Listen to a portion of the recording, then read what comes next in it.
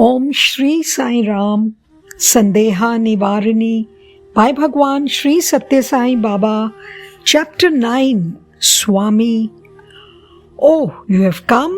Well, what is the news? Bhakta, what other news have we except yours, Swami?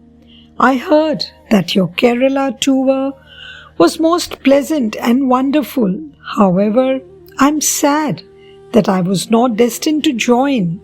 Swami, why to be sad about that? Listen to the account and be happy, that is all. Have the confidence and the hope that when next such an opportunity arises, you may be able to join, but do not brood over the past. Bhakta, what is the use of any amount of confidence and hope, Swami? If one is not destined, such hope will only bring more disappointment. Swami, has prapti or destiny a form and shape so that it can be recognized before it takes effect? You should not just keep on waiting for prapti, talking all the time of prapti. How can that prapti itself fructify without your will and wish? Taking a practical form of effort as karma or action, whatever be the prapti, it is essential to resort to karma. Prapti cannot be gained without the help of karma, isn't it? If one is destined, everything will come of itself, isn't it? Swami, that is a big mistake. With the fruit in your hand, if you sit quietly saying, if I have prapti, the juice of the fruit will reach my stomach. How can it be so? Without the karma of eating and swallowing, if you complain that prapti denied you the juice, it is sheer stupidity. It is because of prapti that you got the fruit in your hand. Through karma alone, it can be enjoyed. Without the karma, nothing can be experienced. Karma is one's duty. Prapti is the fruit thereof. The result cannot emanate without karma. Bhakta, so, Swami, we should not sit quietly, placing all burdens on prapti, isn't it? Swami, you should never underestimate your power. Engage yourselves in karma in proportion to that power. Then you can rely on prapti for the rest. That is best. It is a great mistake to desist from the appropriate karma, placing all the burdens on prapti. If you do so, the result cannot be gained. Prapti too cannot be realized. Whoever he be, he must engage in karma. Bhakta, yes, Swami. In the Gita also, Lord Sri Krishna has once told Arjuna, even I do karma. If I desist from karma, the universe cannot go on. And so, if you do not engage in karma, how can you realize the result? So, the fact emerges that karma is Purusha Lakshanan, the distinguishing characteristic of men. Swami, is there a different characteristic for women?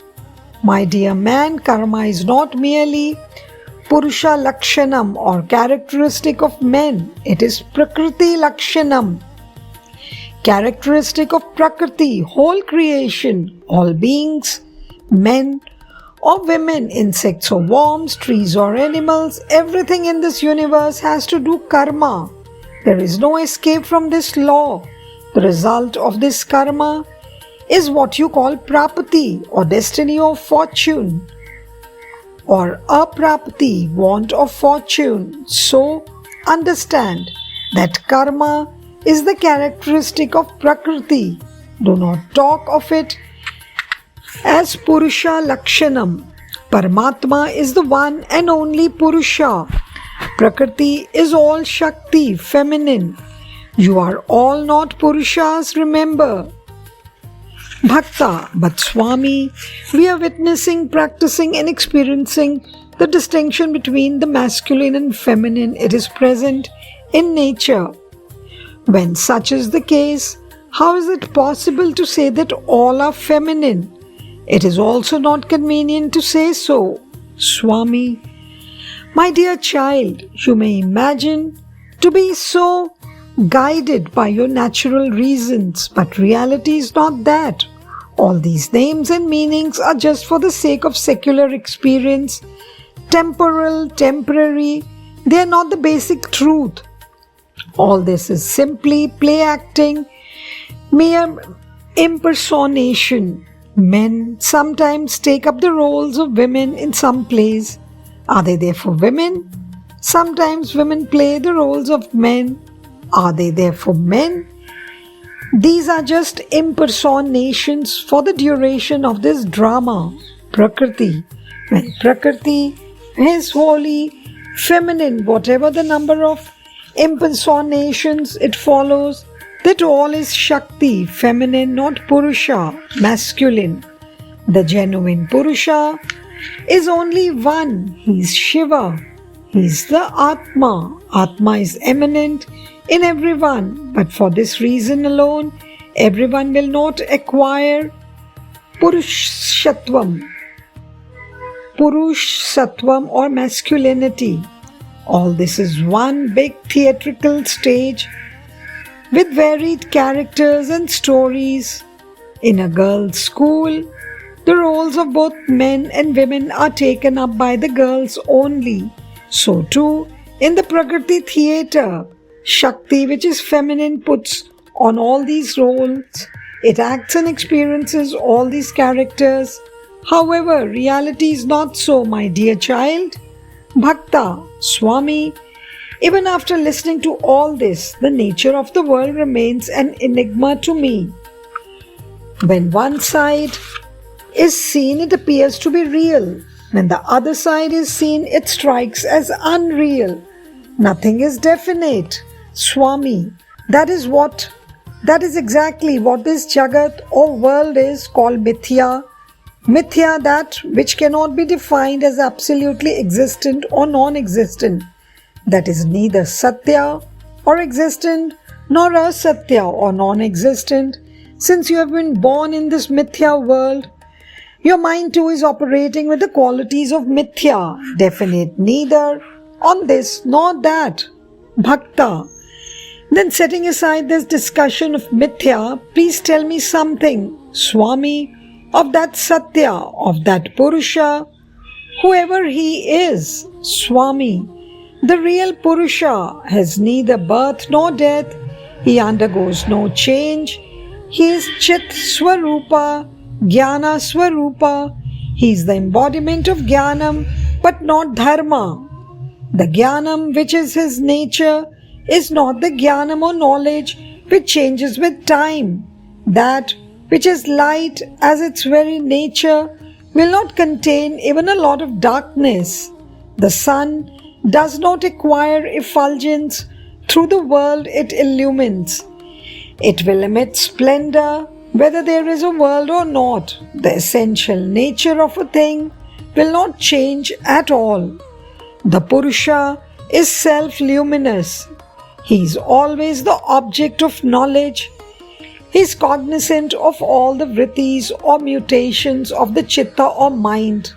Chitta may be aware of them sometime and may not be aware of them at other times. But it is not so far the Purusha. It is not so for the Purusha. He is aparinami or changeless. The very nature of parinami is to change, and so Chitta is parinami. The Purusha is the embodiment of Jnanam, and so his Jnanam is unchangeable. No change occurs in the way he functions, even when unmanifested effulgence is his form. The seed planted in the soil grows into a tree. The tree is the manifested form of the seed. The seed is the unmanifested form of the tree. This change from seed to tree and tree to seed shows that the Shakti in the seed has Vyapara or activity. The seed form changes into the tree form. This is the change, Parinama, but the Purusha is the unchanging, unaffected Drishta or seer. He has no need of instruments for cognition. He is completely apart from Prakriti. No need can diminish his glory nor exhaust his potentiality. Bhakta. Then Swami in this which Prakriti, who is Purusha, Swami, Prakriti and Purusha are the basic principles. The principle behind the scene is Prakriti. The principle behind the seer is Purusha. Amulyam, no root. Moolam, root cause, it is said. The root cause has no root. Based on this law, these two have no other cause. Causeless, they are all beginningless. That which has no cause is anadi or beginningless. So, Prakriti has no beginning. Purusha has no beginning. Bhakta, if Prakriti and Purusha are both anadi, why is not this samsara, that is cycle of death and birth, which is the result of the union of these two, also beginningless? Swami, samsara is dependent on a cause, not dependent of a cause. The Samayoga or union is because of aviveka, that is delusion or inability to discriminate. Prompted by aviveka, the union and the union results in aviveka again. The aniditva or the beginninglessness of the Samayoga and aviveka is like the law of the seed and the tree. Bhakta, Samayoga or union means that what, Swami? What is its condition? Swami, the reflection of the Purusha is in the gunas or sattva, rajas and tamas, which evolve from Prakriti, that is Samayoga. Look at this example. The sun is not water, neither is water the sun. Still, by their juxtaposition, reflection is produced. The reflected image has the characteristic neither of the sun nor of water, nor can it be said that it is entirely devoid of the characteristics of the two. When the water is agitated, the image too gets agitated, isn't it? The image also shines a little. The image cannot be described as of the nature of the sun or as different from the sun. Again, the magnet is distinct from the iron. Iron is distinct from the magnet. Still, when juxtaposed, the principle of the magnet enters the iron and makes it similar to itself, isn't it? The relationship between these two is Samayoga, Bhakta. Then of these, which is the real Purusha and which is the Vyavaharika or active Purusha, and how do each of these act? Please tell me. Swami, didn't I speak of the sun and the Pratimbimba or the reflected image? The Pratimbimba Purusha is neither of the same form as the Purusha nor of a different form. On one side the world, the Visyasas, on the other is the Bimba, the original. In the middle is the image. Without the Pratibimba Purusha, there can be no world with and no activity. This Pratimbimba Purusha is the doer, the enjoyer, the experiencer. The original, the Bimba Purusha, is unaffected. He is the non-doer, the non-enjoyer, the non-experiencer. The Pratimbim Purusha is also known, therefore, as the Viharika Purusha or the Purusha seen in activity, or the Grahita or receptor. The Bimba Purusha is named the true, the eternal, the real, the Atma Swarupa, The Grahita is the knower that has apparently undergone modification. Bhakta, right, Swami, wonderful, what a nice teaching. How many books one should have turned over if one desires to understand such truths.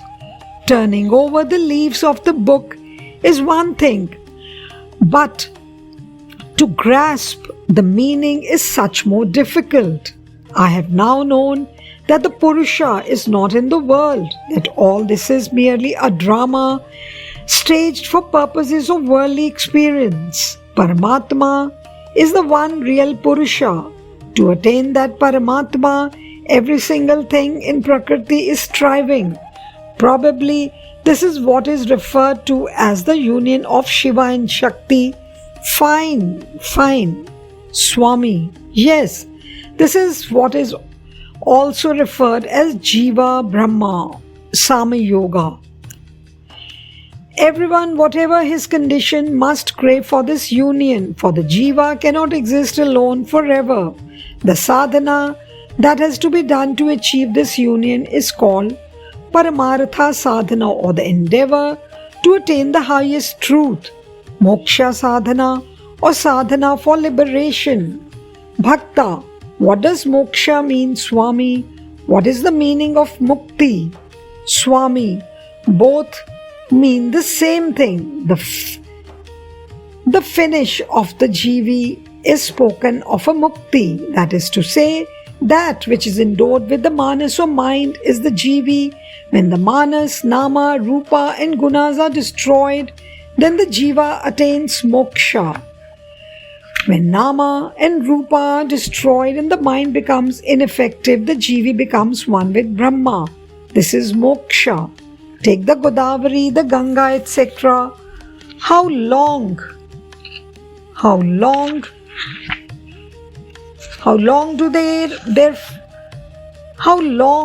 do their forms, names, individual tastes and individual limits persist? Only until they reach the sea.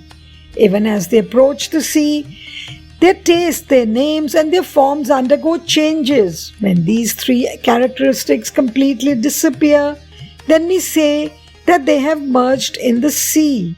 Then the rivers acquire the name, the form and the taste of the sea itself, isn't it? So also, until these rivers, called jivas, attain the end of the characteristics of the mind, they will bear the ruchi or rupa, nama of vyamoha or delusion, mamakara or minus and ahmakara, I-ness. When the jivas near the sea of the Lord's grace, these characteristics of the mind will keep undergoing changes. When the gunas and other consequences as well as the mutations of the mind are completely changed, that is destroyed, then it will be evident that the union with the Brahman has been effected.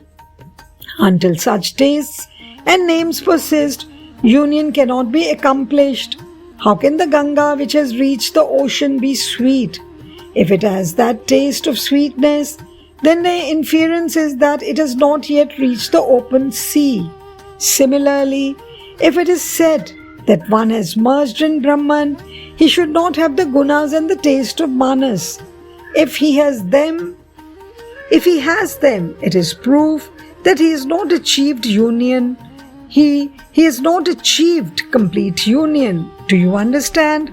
Such complete union is known as Sayujya Mukti, Bhakta. Oh, how grand, Swami! Please bless everyone to attain that holy union. Then the world will be really happy. Swami, for me to bless, so would be to go against the freedom you are endowed with. Once the sadhanas needed to earn anugraha or the blessing of grace are taken up, anugraha can be gained by of itself. It is not something that can be granted. There is no need to pray to the sun to shower its rays and to make them fall on you. Shining is his nature.